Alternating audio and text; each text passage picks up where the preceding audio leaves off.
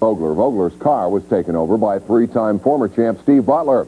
Last Saturday night, the series returned to Salem, where the star of the show was behind the wheel of Butler's old ride. Former Silver Crown Rookie of the Year, Gene Lee Gibson, had the yellow number 4 out front all night at Salem, led the 30-lap feature flag to flag over the black machine of Jeff Bloom. The only incident of note came when Jim Mahoney spun his black 2, sending those behind into evasive action. Mahoney came back to finish 5th. Butler suffered mechanical problems in the ex-Vogler number 69, but remains in position to clinch the 1990 championship. The fan cam has also been to the sprint car races. In fact, Randy Robbins has followed the sprints at Southern California's Ascot Park for more than 20 years. As that track prepares to close, he sent up 90 minutes of bumps and thumps and rollovers he calls splintered sprinters. Check it out.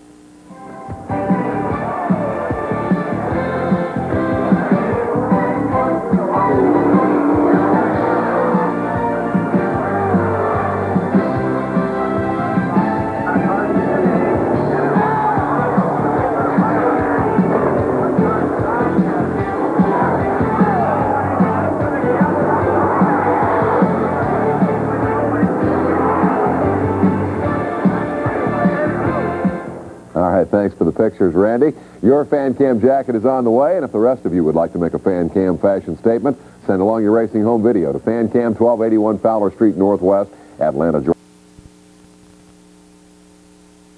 The B feature. Remember now, this is desperation time. Two of these guys are going to transfer into the main event. Rocky Hodges now on the pole. Remember, Steve, he could have been on the pole for the A-main and avoided all this bash by just finishing 1 or 2 spots ahead of where he was. Oh, absolutely. All the heat races are done. It is main event to be followed by the feature event. Well, this is a tough deal. We've got a bunch of cars that we saw run earlier, everybody trying hard. These guys, generally the less experienced fellas, the less well-funded teams, the guys that are working hard to get their careers into shape with a little bit faster automobiles, a little bit better preparation, and more money in their pockets in the racing budget. But they're going to try hard, and some major talents perhaps here in the future. Boy, it's always amazed me, these sprint car starts. If everybody doesn't get on the gas at exactly the same time, well, you got a train wreck. But this time they all do, and headed down into turn number 1 is the yellow car of Rocky Hodges, the 47S started. Nobody's surprised here.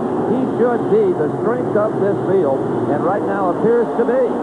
The battle for second, that is Jason McMillan in the 32U and the 12 car, Cliff Woodward.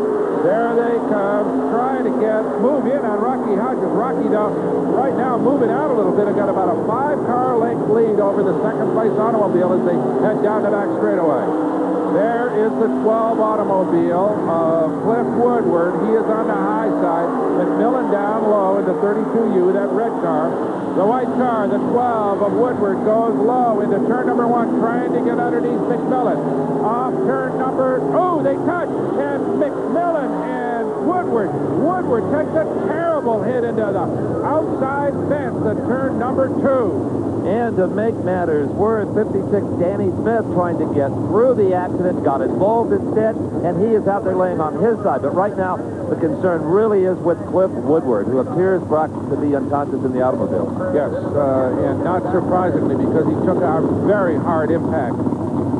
Cliff Woodward out of Kearney, Missouri, started second and was running in second place when he tangled coming off turn number 2 and took a terrible hit.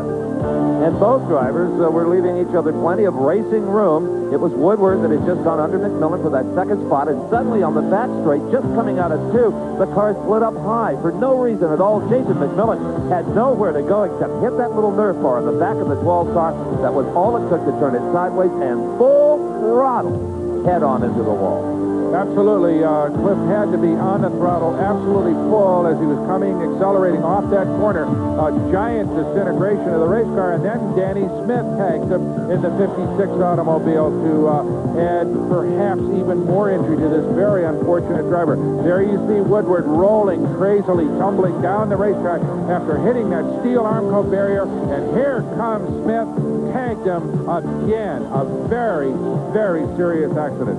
Obviously, the red flag out here at Knoxville. Racing stop as the emergency crews get to the scene. Steve Evans is there. Well, Brock, as you well know, the fire and rescue squad here at Knoxville Raceway is good as you'll find in oval truck racing anywhere. As you can see, they surround the car of Cliff Woodward with fire extinguishers, grease sweep going down.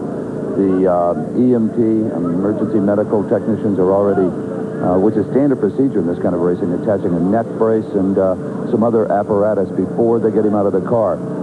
The thing they stress in these kind of accidents is don't get in a hurry with the driver. Get him stabilized, get him out of the car, and do as little damage as possible to any injuries he might have already sustained. It's a little early to tell if Cliff is awake or not. We'll get back to you on this just as soon as we have any news to relate, and let's hope it's good news as far as the driver. Brock? Well, Steve, you can see car 50.